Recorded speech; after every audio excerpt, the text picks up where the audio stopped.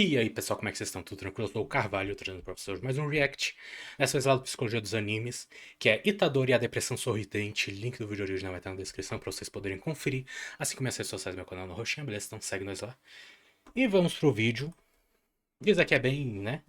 Realmente é bem nítido, vamos dizer assim, essa questão aí que ele tá trazendo Itadori no anime, no mangá.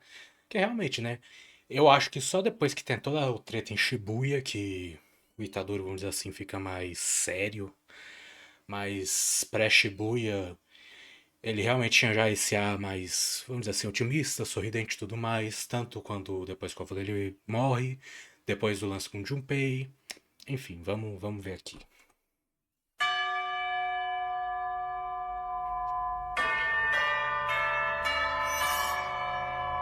Philip Chesterfield.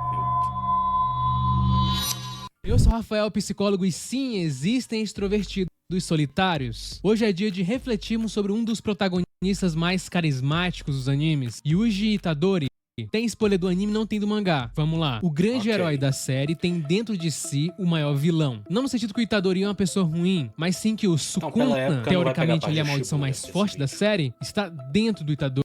Itadori é outro protagonista que discorre bastante sobre o senso de empatia e de sacrifício pelos outros. Só que no caso dele é um pouquinho diferente. Não é bem uma empatia assertiva. Existe empatia ruim? Sim, quando ela é em excesso. A síndrome de desgaste por empatia, termo cunhado ali pelo psicólogo Charles Figley, é exatamente quando alguém tem uma exaustão emocional, justamente pelo excesso de empatia, que às vezes pode ocasionar em sentimentos de autoculpa, por sempre se sentir Aquela mal história, quando não né? consegue Tudo ajudar em alguém, excesso por faz exemplo, mal. a ponto de ter um desgaste. E é isso que poderia estar acontecendo com o personagem de hoje. Coisa, inclusive, que o Nanami tá fugindo, né? Como eu falei no vídeo dele. Tá, mas vamos pensar no contexto dele. Olha só. Itadori tem que pegar todas as partes do Sukuna. Com isso, o Sukuna ficará completo. E aí depois, o Itadori vai acabar sendo sacrificado, porque vai morrer junto com o Sukuna. E nesse intervalo de tempo, o Itadori vai tentar salvar o máximo de pessoas possível, pra depois, no final, ele ser sacrificado. Só que antes não era assim. Itadori a princípio era alguém que não tinha poder algum. Só que ele tem ali muitas qualidades de um atleta: força, velocidade. Ele é quase ali um super-humano, tipo o Capitão América. E além disso tudo, ele é muito bom em questões sociais. O cara simplesmente faz amigos de forma muito fácil. E assim como o Satoru Gojo, ele é extremamente extrovertido, ou seja, o oposto de introversão. O Itadori consegue conversar com qualquer pessoa, chama pra sair independente de quanto tempo ele conhece aquele indivíduo. Para ele, tanto faz. A mãe do Junpei, que ele tinha acabado de conhecer, chama ele pra almoçar em casa e ele simplesmente aceita. Pô, quando eu ia na casa do amigo, quando eu tava com fome, eu fingia que não tava. Dizia que comia pouco, não queria repetir mesmo querendo. A Nobara fala uma coisa interessante sobre ele. O Itadori é aquela pessoa que traz a sua própria cadeira e senta. Sabe aquela pessoa que entra na sua vida e quando você percebe você já é amigo dela? Então, esse é o Itadori. Muitos estudos sugerem que pessoas extrovertidas são mais felizes, mais ativas, assertivas, enquanto os introvertidos são descritos como mais calmos, passivos e menos sociáveis.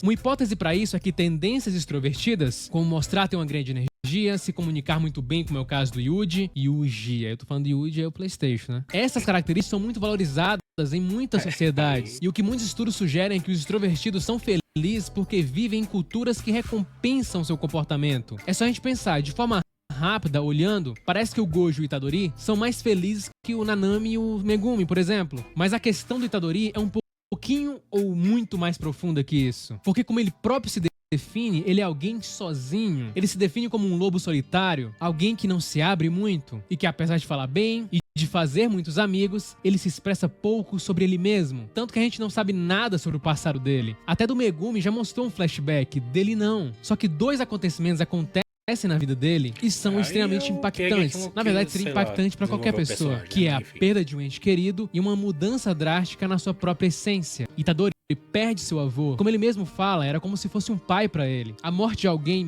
marca a gente e, dependendo da pessoa, marca de forma profunda. E dependendo da forma que acontece, aquilo pode mudar sua percepção por muito tempo. Para o Itadori, a morte de seu avô significava também uma falta de propósito. E com aquelas últimas palavras de seu avô, ele tenta criar um novo significado para a vida dele. Seu avô tinha morrido triste por não ter ninguém ali do lado dele. Ele morreu meio que sozinho. E ele alerta o Itadori nisso. O luto é uma característica comum na vida de muitos jovens. Um estudo mostrou que cerca de 92% dos jovens são afetados por um luto significativo até os 16 anos. Lutos significativos são Teve um Ed, deixa eu voltar aqui.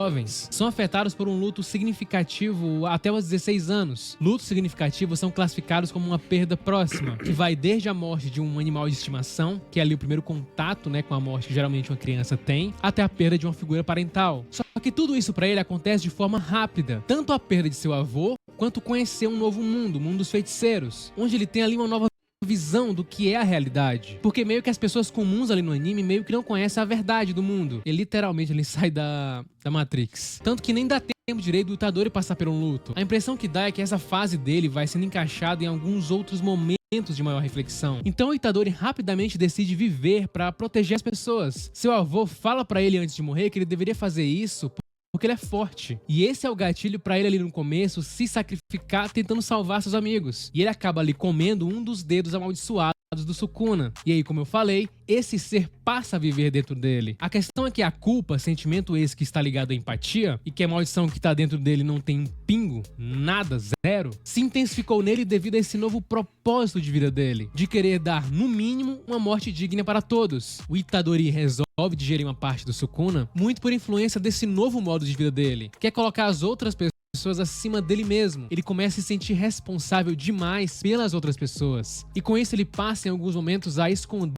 o que de fato ele está sentindo. É como se ele quisesse que ninguém se preocupasse com ele de fato. Sabe aquela pessoa que não gosta de preocupar ninguém? Não, tá tudo bem. Se preocupa não, mas no fundo tá sofrendo. Esse é o Itadori. E esconder sentimentos autênticos pode levar a gente a uma espécie de dissonância emocional, que surge em situações que criam inconsistência entre o autoconceito e o comportamento. Ou seja, quando a pessoa passa repetidamente a expressar emoções que não condizem com o que ela está sentindo. O Itadori tenta alegrar as pessoas ao seu redor. Pensa mais nos outros do que nele mesmo. Ele tenta sempre alegrar os outros com o seu astral. E tenta não mostrar esse lado mais deprimido dele, não mostrar que está sofrendo. As pessoas geralmente escondem suas emoções por várias questões. Em alguns momentos fazemos por questões sociais, do tipo, quero parecer fraco, ninguém vai me entender mesmo, tipo esses pensamentos. Os benefícios de esconder emoções negativas ou fingir emoções positivas podem ser baseados nas suposições de que pessoas que expressam mais emoções negativas são vistas como pessoas menos agradáveis, menos amigáveis e menos populares do que aquelas que escondem essas emoções ou fingem emoções positivas. Os psicólogos Richard e Gross concluíram 2 estudos investigando os efeitos da supressão das emoções no funcionamento cognitivo. Pessoas que tendem a manter pensamentos reprimidos e sentimentos engarrafados ou bloqueados são mais propensas a desenvolver problemas de saúde, como exaustão emocional, baixa imunidade e depressão.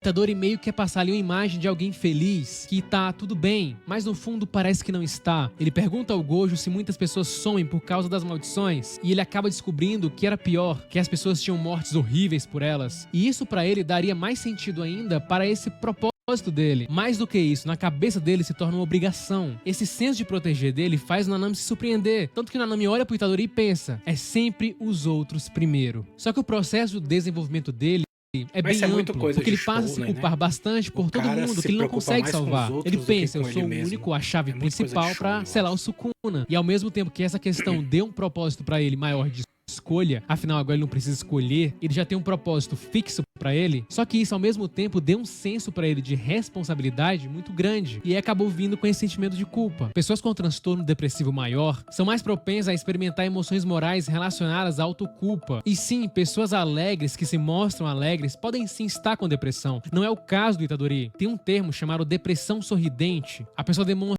alegria, felicidade em um determinado momento, mas depois volta àquele estado original. A depressão sorridente entra ali no DSM-5 como outro transtorno depressivo especificado. É uma forma de depressão atípica. Seria ali a pessoa que está em um estado depressivo, mas aparenta estar feliz. Ela esconde sintomas angustiantes como a alta autodesvalorização, baixa autoestima e desesperança, que não são percebidas socialmente. No momento mais triste nessa primeira parte do anime, o Itadori confronta essa falta de onipotência dele, já que ele falha em dar uma morte digna pra alguém.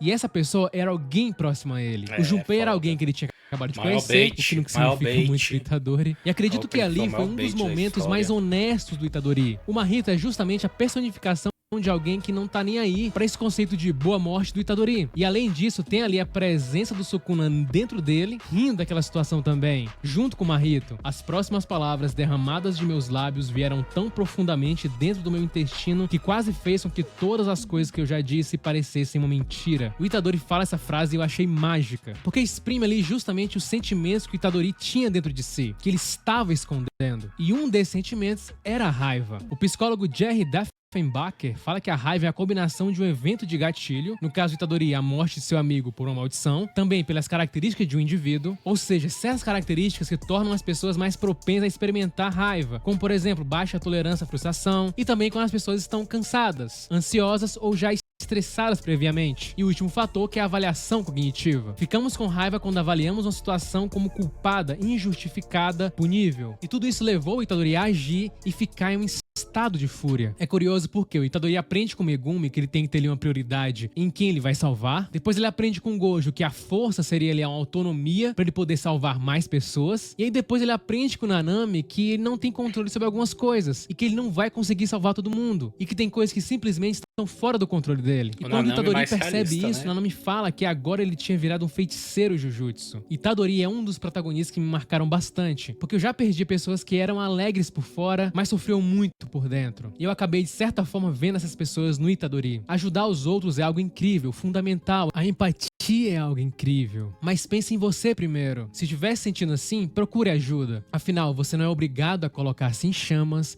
para manter os outros aquecidos. Curta, se inscreva, compartilhe. É apenas o começo. Pois é, mano. Bem, é, não vou. Outubro, quer dizer. Ah, Death Note. Ok.